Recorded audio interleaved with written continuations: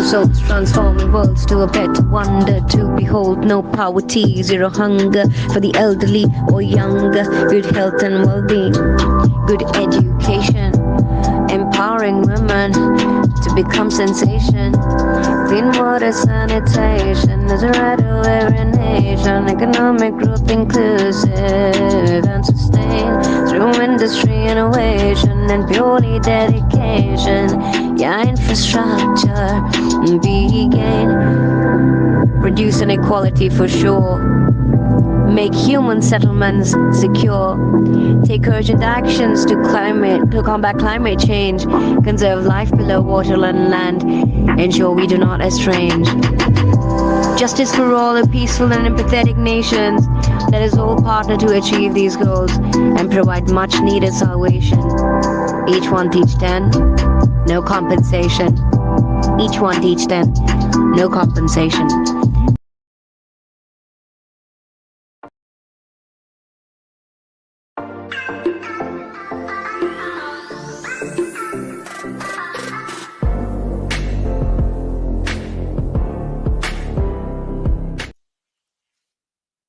Hi everyone, thank you so much for joining.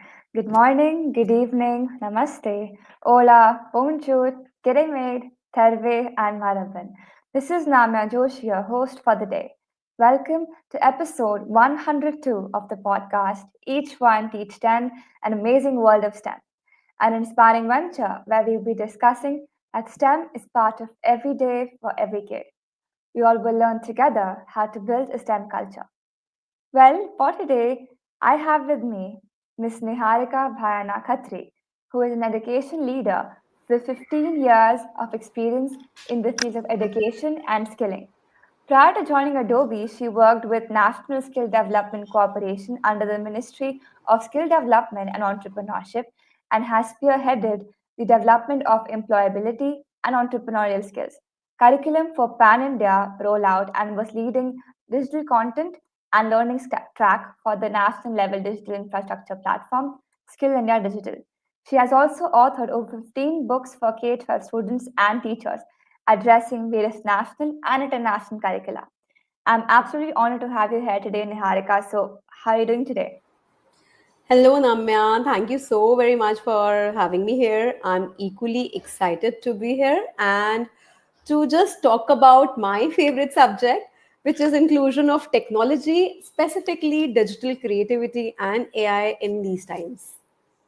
Amazing. Well, usually I ask my guests how the weather is like, but we're in the same country. So, how cold is it in Noida or Delhi, where you're based at? So actually, I'm not exactly in Delhi at this moment. I'm in Okay. Mumbai. So you can see I'm Okay. wearing summer clothing and it's pretty humid and warm here. All right. So yeah, just settling down with the warm weather, but I do miss the winters of Delhi. Oh yeah, it's really cold in Delhi when it's fully smoggy in the morning. And here it's like 12 degrees Celsius, but I feel warm because I have warm clothing. Otherwise, I'll shiver. Yeah, maybe Right. goodness for me from the Delhi smog. Yep. Right. So I'm really excited for today's conversation. And I would like to, begin asking you with the question that how do you think that digital tools are reshaping the classroom experience? See, Namya, like we have all been talking about technology-driven education. We are talking about the digital tools. We're talking about how rapidly the world around us is evolving and how the demand of workforce has actually changed drastically over the past few years. And it's gonna change because there's a high need for futuristic skills. And moreover, I always emphasize on this fact that when we are dealing with the students of today, the Gen Z, our students were born with digital tools in their hands, with digital devices in their hands. So they are actually the digital natives. Technology has always been their comfort zone, the natural part of their daily lives. So for us, definitely we evolved with time because technology developed while we were growing. But addressing the Gen Z, definitely we need to now speak their language. So technology is their language and it's more relatable. So that's why I always emphasize in all my sessions with the educators or with the school leaders that why don't we meet somewhere in between? Why don't we talk the language which the students, which the Gen Z would understand? And here the technology can only be the bridge, because we are then taking them from something which is unknown, the complex ideas, complex concepts, to something which is like known. So we are basically superimposing complex ideas onto this technology bus and making it more accessible and engaging. So, this is why digital tools and technology driven classroom is pertinent in this era. And now there's no longer the question whether the technology is required or which technology should we use in the classroom. That's we have surpassed that stage. The question now is how best we can utilize the current technology and make students not digitally literate but digitally agile. So we've also surpassed that phase of digital literacy. We want students to become digital agile. We actually are focusing on digital agility, not only for the students but for ourselves, for the educators, and for everyone around, because the pace at which the technology is changing is really rapid. So being agile and adaptive to the change of technology is actually required. And this has also been, I would say, promoted in national education policy in 2020, which talks about why technology is important and how we can infuse higher order thinking skills in our students and cater to individual needs with the use of technology and digital tools in the education system. And studies over the past 4 or 5 years have also proven that when we use technology, the students' engagement in the classroom enhances by more than 68 to 72%. They become more connected to the content. The retentivity of the content also increases. And isn't that what all educators want? If I am going into a classroom and I'm taking a session, I want that by the end of this session, the students must understand what I'm trying to convey. And what better way to convey is to make things more engaging, make things more understandable, comprehensible for the students. So digital tools definitely are making our classrooms more interactive, more exciting. It's making like more fun. You enjoy while you are learning. I'll just give you one example. Not every student in a classroom they like creating art in a art and craft session or a class, right, in that period.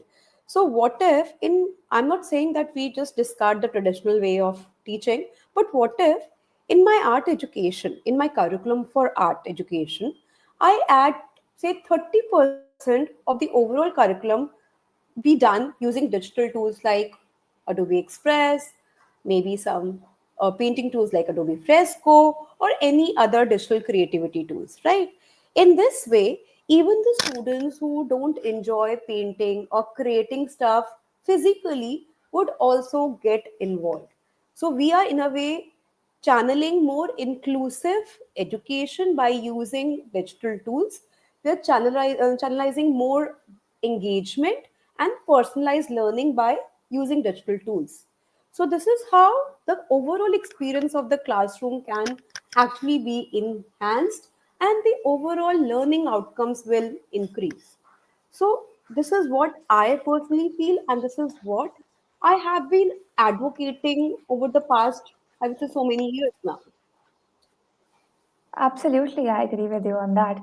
Digital agility or digital literacy is the need of the hour, and as our NEP also talks about the importance of, technological-driven education, higher order thinking skills being the need of the hour, and like you rightly said, digital tools are shaping and reshaping the classroom experience, especially in the rapidly evolving world where demands of workforce Yeah. have drastically changed, like you said, and the skills needed today are different from what they were needed in the past. And we Gen Zs, being the digital natives, are accustomed to technology because it has been our comfort zone. I totally vouch for the fact. Because when it comes to effectively engage these learners, educators need to make sure that they're adapting themselves in a way that they're able to make the students understand in the way that they want to learn. That And is more done by so, incorporating effective education. Yes, please go ahead. moreover, Namya, I personally feel that the pen and the paper method of assessment will Mhm. soon go obsolete. We need to Yeah, find agreed. an more innovative approach for effectively assessing the learning outcomes of the students, so that True. not only a particular set of students who are comfortable with the pen and paper kind of an approach feel included, whereas we are including everyone, the ones who just Mhm. don't like writing in papers. So Yeah. we should, like, the shift has to come towards a 360-degree holistic approach of assessments as being mandated by NEP. And why only students should benefit? Why not educators? When we are talking about digital tools, chat GPT, AI tools, assistive AI assistant, even in Adobe Acrobat, we have generative AI assistant now. So these kind of tools actually help the teachers with a lot of administrative tasks. We know that our teachers juggle between a lot of administrative tasks also alongside taking up their classes. So why don't we handle them some tools which will ease their task? It will be easier for them to whip out an assignment and maybe personalize an assignment catering to each and every student. Yeah, agreed. And like you just talked about generative AI as an assistant that has been added. So, how do you think generative AI is transforming the K-12 education and empowering educators, to create more engaging and in-depth learning experiences for students, along with how, and also if you could, throw light upon how educators can do their bit to learn about it and then to implement that in the classroom. See, that has been actually my favorite topic over the past, I would say, 8, 9 months now. Ever since I joined Adobe, I'll be completing 1 year here. The thing is that people, especially educators, think that generative AI is like a fun tool. It's like a gamified tool where students are only having fun, and it's difficult to correlate it with core academia. I don't agree with this statement. Generative AI is actually revolutionizing the way K-12 classrooms, their lesson plans can be designed by infusing creativity and, as always, personalizing the overall learning experience. So, I will quote some examples, like from various subjects, how I have been directing the educators in all my sessions to utilize generative AI tools, whether it's Adobe Express or Adobe Firefly, because generative AI tools are here to stay. And every now and then, the technology is evolving. Every day, it's changing, right? So today, like 2 years back, Chat GPT was introduced. We could just search for some textual prompts, right? Some textual content got generated. Today, there's nothing that Chat GPT or other AI tools like Express, uh, Firefly can generate. You can create videos, you can create images, you can create, some of the tools can create sound bites. So there's so many things that can be generated using Gen AI and created rapidly. So a lot of content which our generation, the new generation is consuming, can easily be created, and the idea, like teachers idea, can easily be served to the classroom, like within fraction of seconds or fraction of minutes. So if I quote some examples how I have been educating the teachers pan India on how generative AI can be used, let me quote a few examples for you to understand, and for all our audience to also understand and relate to it, how the teachers can utilize these examples effectively in their classrooms. And believe you me, I have been trying it out, and students love this new enhanced way of learning, and everyone gets involved. So if I'm talking about, say, literature, language and literature courses like Hindi, English, Punjabi, Bengali, Odia, any regional language for that matter, we can create beautiful assignments. Like, for example, I read a story in the classroom. Now, everyone might have a different perception to that story, right? So, teacher may give an assignment that bases what you perceived from that story. design a beautiful cover page that summarizes the story using generative AI. Another example, and I have actually come across a lot of like these cases where students have actually mailed it to me that they have created their own storybooks using generative AI, because then your imagination can actually come alive. If you have an idea, students now can put that idea into this tool and start writing their own stuff. So students have actually created and illustrated their own storybooks, and not only that, they have actually published their storybooks. So generative AI in this case, when I'm talking about language and literature, it adapts to each student level. Because I may be a novice, I may be at a beginner level, definitely my prompts would be very simple, the prompts that I'm giving. When I practice, I move towards the complex challenges for like generating more advanced content. And why only limit ourselves to language or literature? Social sciences, mathematics, science, art education, everything can, like, we can have multiple project based learning with the help of generative AI. For example, in social science, we often give students projects, right? Because personally, it's my experience, and I'm not generalizing. Students, not all the students find social sciences easy to, like, I would say, assimilate, or they don't find it fun, right? So how can you make subjects which is not so fun for some of the students fun for everyone? Ask them to write a report, a picture story on, say, maybe ancient civilization like Harappan civilization. Let them understand how the ancient civilization was, what was the urban planning that was done at that time, what was the drainage system like, what was the overall city plan, maybe the way they used to interact, the cultural part, everything. Let them understand from the chapter, and let them, whatever they have understood, let them then start creating through their understanding using generative prompts.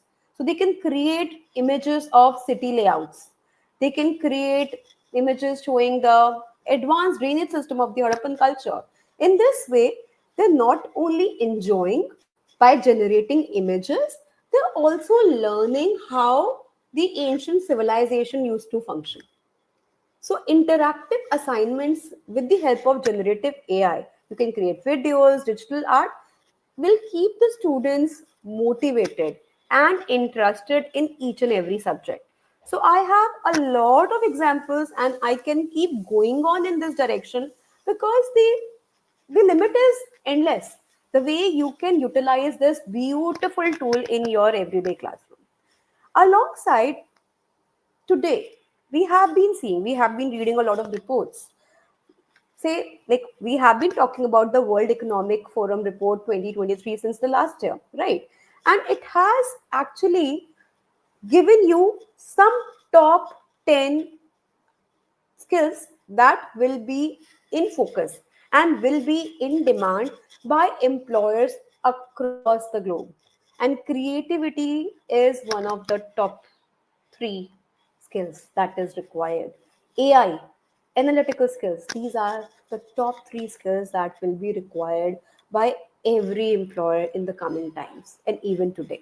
So, not only we are trying to make our curriculum, our everyday pedagogy interesting and enhancing the learning outcomes for the students, we're also trying to inculcate that skill of creativity and AI from the very foundational level, so that students, when they move out of the school and into the real world and start their career, they are ready to take it up.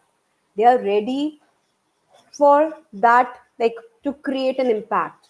Because whether you are entering into a creative industry, whether you are entering into a marketing industry, everywhere these kind of skills are required. Absolutely, and that is a point that I too agree. And I have been working on a project as well for a long time, that we have to focus on skill-based learning over just Exactly. the concept of learning and then getting marks over with it and getting into a good college. But what about these things that we learned in school? Where do those skills matter, and where do we apply them, that we make ourselves adaptable to an environment, that we can be part of the workforce and be part of every single skill, and that is checked off from our personality, that we're able to adapt to it. And for that, you need to know whatever exactly you're learning in the classroom is helping you, and teachers and educators themselves have to be the propagators of letting their students Exactly. know about Yeah. what exactly has to be done. It has to come from the top. It has to be a top down approach everywhere. If I, as Absolutely. an educator, is not willing to adopt and change, then nothing is going to change in my classroom. Because at the end, the education system empowers the student to become citizen who will be contributing to the economy of the country. So if we want to create something, the league of students who are powerful enough, who have that strength to contribute to the economy, then definitely we need to infuse the futuristic skills. And when I talk about the futuristic skills, it is what? Creativity, design thinking. All these things are just like, it's, they're different skills, but they're overlapping with each other.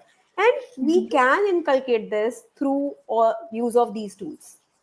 Absolutely. And when it comes to, the NEP talking about doing internships from grade 9 to 12 Yeah. as compulsory, two internships, that is why, like, I even tell my friends that why do you go for summer schools? It's not going to help you at all. You're just going there doing and going through a course that you will not even remember. But if you're doing an internship, you will learn the skill that you need in the future, or something that you want to pursue as a course in the future in the college. You take up that internship, you learn, you'll know what is the importance of working in an environment when you're working with people. At the same time, you're able to learn that skill in vocational learning way, that you're learning while you're learning. Yeah, because then they're applying whatever they have learned so far in the school, they're actually applying in the real world scenario. And that's when you realize that real world is actually different from what the school is, what the Yeah. school environment has always been. It's there that you apply the skill set that you have actually captured along the way from your foundational skills till like foundational level till date. Absolutely. Reminds me of my, first physical internship I did in grade 10 in Finland, in the Peacepala Youth Center. So I was given the task of converting their entire campus into a Minecraft Hmm. world. Because not Hmm. everybody can, visit the place where we can have Yeah. cross-cultural connection. So I had the experience of, going to a specific environment where I was supposed to sit, and I could, also relax at the same time after my work was done. I could do the enjoyable activities. But when I'm working, I'm able to focus on how creative I can be and how I can add my personal element to the world. And it was like proper 15 days of me working over it. So I got that work experience, and I was able to enhance my skills which are needed, and of course interact with more people. That's how you collaboratively Exactly. communicate. Because in this process, Namya, you must have realized that what exactly matters and how your learning can now be put into work in the real Yeah. world scenario. Because Yep. that's what everyone has to do when they move out of their academic realm. Absolutely. Right. So that's a really great discussion, and I want to come up with my next question with you. So, in what ways can AI and Adobe tools be used to bridge the gap, not only for STEM subjects, but also, to promote the cross-disciplinary creativity across the classroom? See, I have been talking about this, that creativity is not restricted only to arts, designs, architecture, those kind of subjects. This whole conception, this whole idea is flawed, actually flawed. Creativity is everywhere. When we talk about, say, startups, which are emerging every now and then, we talk about the entrepreneurial mindset. It's the creative seed that actually fuels the innovation, the entrepreneurship, right? Even the first light bulb that was created by Thomas Edison, it was his creative idea, how they can cater to the, like they can solve a problem, right? So these are the people who think differently, more innovatively, I would say, and bring their creative ideas to life. So creativity is interdisciplinary, not limited to a segment, but everywhere, whether it's mathematics, it's technology, it's engineering, it's sciences. it's arts, social sciences, your everyday life. It's everywhere. And as I was saying, all the other reports which have been like taken out, which has been published across the globe, whether it's on LinkedIn, whether it's on by Microsoft, whether it's by Economic Forum, whether it's by ENY, everyone is emphasizing that the creativity is the most valuable skills for the jobs of the future. So it is interdisciplinary. And by merging arts and STEM together, we can bring out indeed a fresh perspective. For example, again, I'm going back to Adobe Express, my favorite, all-time favorite tool. For example, I always give them, give teachers and students some examples so that they can relate it to their class environment and generate more such ideas. So, in mathematics, we talk about fractals, we talk about symmetry. Why don't we ask the students to create something, like create an animation video, you detailing out the concept of symmetry in life? Isn't that merging arts and STEM together? Students can actually design a timeline of inventions, blending history, science, art, mathematics, everything together. So, the examples of moving ahead from the STEM world and using creativity as a mindset for all the subjects and beyond is required.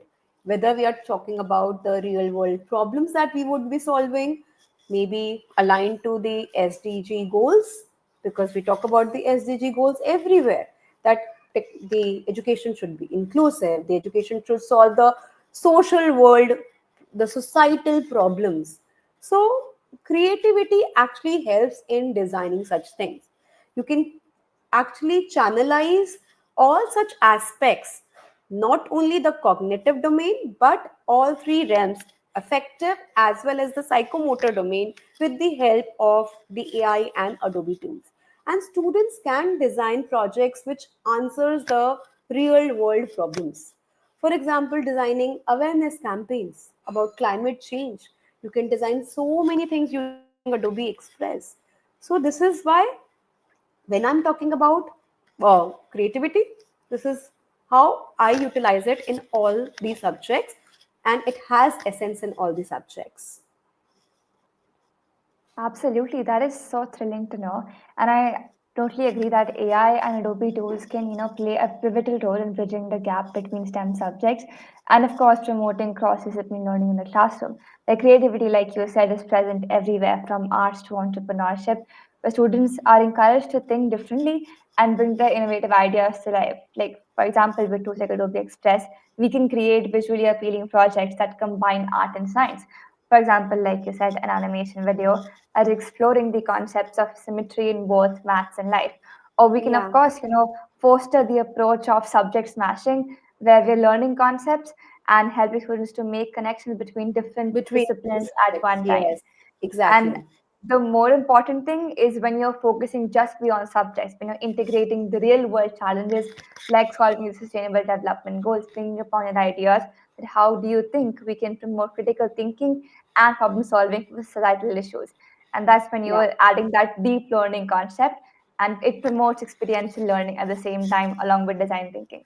See, the AI, let's like, I won't restrict myself to Adobe tools. I'm talking about all AI based tools.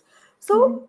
uh, when we designed like, I would go back to 10 years when we had that concept of book based learning. Though there was obviously everything was aligned to Bloom's taxonomy. We were going up the ladder where students would use to understand the concept, then they learn to analyze, and towards the end, like all the seven stages of Bloom's taxonomy, they should be able to create something out of it. Right? That was the primary goal of all the education system, all the lesson plans that were designed. But today, the need of the hour is to have the connection, an emotional connection to the learning, a psychomotor connection to the learning. So we must go beyond what the cognitive domain is, and we must adapt those tools which addresses the cognition, the emotional connect towards our learning and to the society, because then only we will realize that whatever we are learning, it must towards the end help in improving the society. And definitely the psychomotor domain, especially for the young students, especially for the students in the very foundational level like grades 1 to 5. Because if the education is not catering to all these three domains, then somewhere the main point is missing. The main point of the whole education setup goes missing. True, social emotional learning is the need of the hour. Absolutely. So, if you could share examples of how these AI powered tools like Adobe Express effectively cater to the goals of holistic learning in alignment with the NEP 2020. See, I have been talking about NEP 2020 and how Adobe Express, Firefly can actually be utilized to cater to NEP 2020. But first, we must understand what exactly is NEP 2020. It's a long document if you read. It's not like I don't want people to just keep everything in the policy in that written document, but to start implementing. So, how to start implementing NEP 2020 primary goals? So, NEP 2020 brought about a digital shift in the entire education setup. So, for me, it is like Education 4.0. It talks about the four main quarters, that how we can change the way we design our education at the content, like content level, what we are delivering, at the skill level, what we are fostering. We want to foster futuristic skills like critical thinking, design thinking, innovation, right? How we are utilizing technology for supporting our learning delivery. And fourth most important thing is 360-degree holistic assessment that would include everyone, inclusivity in assessments as well. So these are the four main pillars, I would say digital revolution pillars of NEP 2020, and how we can use Adobe Express or maybe other Adobe tools to support these four pillars. So we are talking about content, the first pillar. So content is how you are presenting your content, your delivery in the classroom. So I often give this example that especially for the foundational levels like grade 1, 2, 3, 4, students, they learn when they see things, when they hear things, like, because that's when they things go into their mind, there's an emotional connect that is formed, and they retain things, right? So it's very easy if you can convert a simple poem which is there in a book, whether it's Hindi book, it's English book, into a beautiful video that is also relatable. If I'm talking about, say, a poem on a squirrel, then I can have a video of a squirrel and I can create an animation around it with the complete narration of the poem. Or even in Hindi classes, I have heard a lot of teachers these days that students, they shy away from Hindi or regional languages. They don't want to speak in Hindi these days. They like there is certain restrictions that they feel towards the Hindi language. Then how to build their confidence, how to make things more easy for them. Students and teachers, they have been trying out animations using various such tools in their classroom, where the animation videos which have been created by the students not only makes them comfortable with the language, it also builds their confidence, it also enhances their pronunciation. And why only Hindi? See, English is not our native language. So, in the foundational level, like grade 1 or grade 2, if the students can create animation videos, narrating the entire poem. So while they're involved in that particular process, there are two things that we are actually check, like we're tick marking. One is we are enhancing their pronunciation, we are checking their pronunciation skills in the English language. Secondly, we are also building their vocabulary through it, and most importantly, students are retaining the content. when I'm narrating something, creating something through that narration in a video, I obviously, in this process, I also retain the whole concept in my mind. So that's how we can empower the content creation and delivery in the classroom. And more so over, coming to the second pillar, fostering skill integration. We talk about a lot of digital media content, we talk about social media marketing, we talk about graphic designs. Every person, in I personally feel that every person this like in this day and date should learn these skills because it is required everywhere, whether in future you pursue such job roles in the creative industry or in the marketing industry or not, you should have some basic presentation skills, how you present your facts, that can only come through design thinking, critical thinking, and that can actually be infused by creating project based learning with the help of tools like Adobe Express. Ask them to design stuff, design PPTs, create web pages. It can be a collaborative task, it can be an individual task. Collaborative, I'm saying, because then it will also boost teamwork. They can work together as a team because that is also one of the main skills that would be required when they move into the real world scenario, and obviously enhance their skills and make the education competency based. So all these pillars get satisfied when I'm talking about Adobe Express. Like, as I just mentioned, the 360-degree holistic assessments.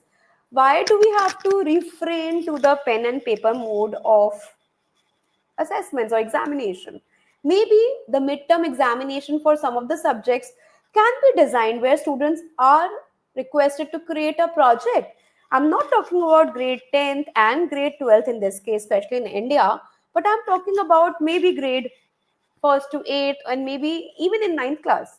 Why can't we design certain assessments which are completely project based and assign it to a group of students and let them come up with the ideas, let them express what they have been learning over the past few months through these simple like tools which is easy to utilize.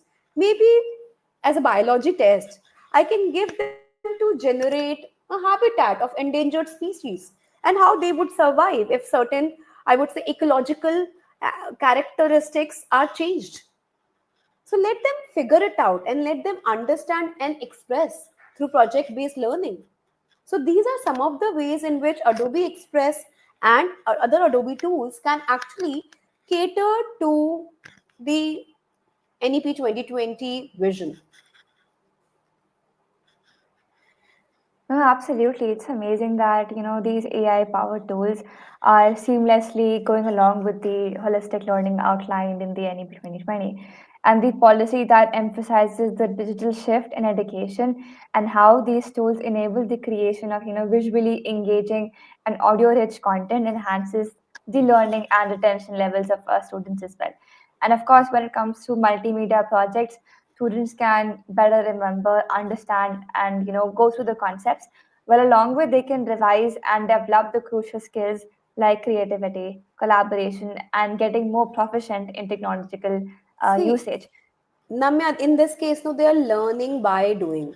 Frankly speaking, Absolutely. from my experience, when I moved into the job scenario and I started teaching in an engineering college, the concepts of physics, which were not so much clear to me while I was studying as a student, and when I had to teach the same concept in my class, I obviously had a different approach to it because at that time I am trying to express what I have understood through many innovative ways.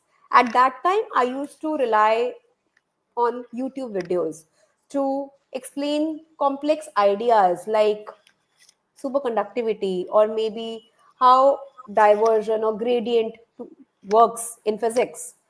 But today we have so many powerful tools in hand, and let student also express their understanding and let us get into a real time feedback loop so that whatever they are creating, teachers can support them by giving real time feedback, and that's how the students would learn and both teacher and student relationship would flourish, and they'll become the owners of their own learning in this whole process.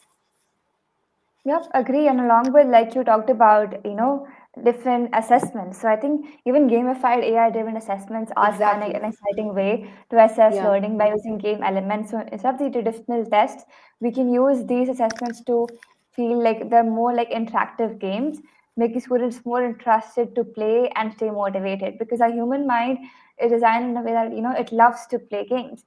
So using Minecraft as a tool, or even Adobe Express and 3D Bear, you have different tools that you can use for engaged students in the classroom. So giving them a concept that they haven't, a much proficiency in, and you're asking them to reflect themselves inside the game itself by Yeah. providing them the question in the game.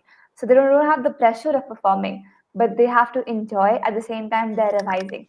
And even results show that students get more attached to the subject because of how they are taught and how they're Exactly. assessed.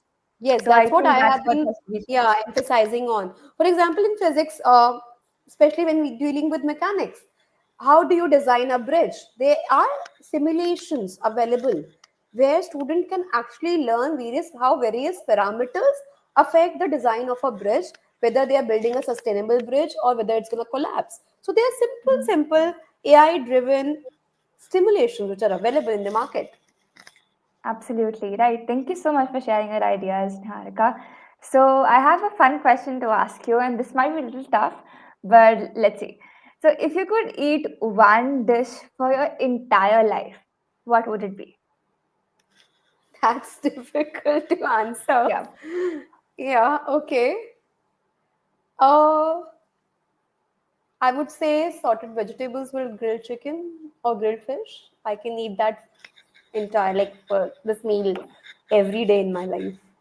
Wow, sounds tempting. I would go for any cheese dish. I'm fine. If it has cheese in it, I'll go for So it. it has cheese in it. The grilled fish and grilled chicken has cheese in it. I'm vegetarian. I'll just remove the grilled fish and chicken. I'll go with the solid vegetables with cheese. Yeah. Amazing. Right. So we have a lot of lovely comments coming in with us today that indeed these digital skills and tools surely lead to the pinnacle of learning. Yes, I can resonate with social science project, and the popular Minecraft project on Egyptian civilization made by Nama is the first example of game-based lesson I have come across. Seeking more. Well, you I have been answered this. looking at his comments. He's also seeking some clarity on the language learning, especially, and then he's saying, okay, so I've given him sufficient content when it comes to language. Definitely. So, probably there are so many examples. I keep on listing some examples every now and then on LinkedIn so that teachers can learn from simple examples that I give and obviously build from there, because teachers are the one who are actually dealing with the students. They understand their environment, their classroom environment, the students, right? So I, as a spectator, would only give them a half baked cake. It's the teachers who have to add the frosting and the layers to it. So there are so many examples in languages, in social studies, that can be taken not only with generative AI but other tools as well of Adobe Express or Adobe. So if I'm talking about animation, I'm talking about web pages. Students can actually design interactive web pages also. If I'm talking about, say, any concept, say in science, if I am teaching them a concept of, say, various maybe biodegradable and non-biodegradable substances in environmental studies, right? So students learn better by looking at the real world examples and how the process actually takes place. So in a while, like while I'm teaching in the classroom, I can introduce the chapter with the help of an animation, maybe two animation characters interacting with each other. One, maybe I can name the character as biome, other n biome, kind of a thing, just to dedicate biodegradable and non-biodegradable substances, and they can talk about and they can interact with each other in an animation video. And this is how I would introduce the concept to, say, grade 5, which Mhm. makes it easier and in a fun way to the students. And then that's how the student will also retain the knowledge that was imparted through this interactive animation throughout their life. This has been my personal experience that when you show them something, they relate to it. There's an Yep. emotional connection that gets formed. Absolutely. That's why we prefer visual learning. And of course, even audio learning, like you're listening to the podcast right Yeah. now. And of So, course, Prableen, I hope I have answered your question. yep. Thank you so much. And for thank you so much for asking the question, Mr. Praveen, and thank you for providing the answer, Niharika. Well, today's discussion has been really, really fruitful, and I'm sure the audience has enjoyed listening to you. So before we end today's discussion, we would love to know where we can find you online and what message we'd like to give to the audience that's listening to us right now. I just want to give out one message to all the educators. See, technology can never replace a good educator. But technology in the hands of a good educator can actually transform the way the learning environment gets built up. So please innovate to educate. That's Wow. all. That's a great message. And where we can find you online so that we can connect with you. Definitely, I'm available on LinkedIn, I'm available on Facebook. We have set up the Adobe Creative Educator channel on every platform, so you can reach out to me whenever you want and anywhere on these platforms. Right. Thank you so much, Niharika, for the lovely Thank you, thoughts that you Namya. shared today. Thank you so much, Absolutely. Namya. Thank you. And listening to you has made me understand that digital tools and AI are revolutionizing education by bridging technology and creativity, fostering holistic growth for the coming generation. And as we discussed, education is not, learning the facts, but training, to think about it and thinking of the mind to think. And of course, with tools like Adobe Express and Firefly, we're empowering both educators and students to think creatively, solve complex problems, and thrive in a tech driven world. And of course, a good educator would, of course, know how to use AI for the best. Thank you so very much, Namya. That was lovely. I had lovely time chatting with you, and I hope we'll catch up soon. Likewise, thank you so much, Niharika. And thank you everyone for joining and listening to this episode. I'll see you in the next one. Till then, each one, teach 10. Have a nice day. Bye bye. Bye.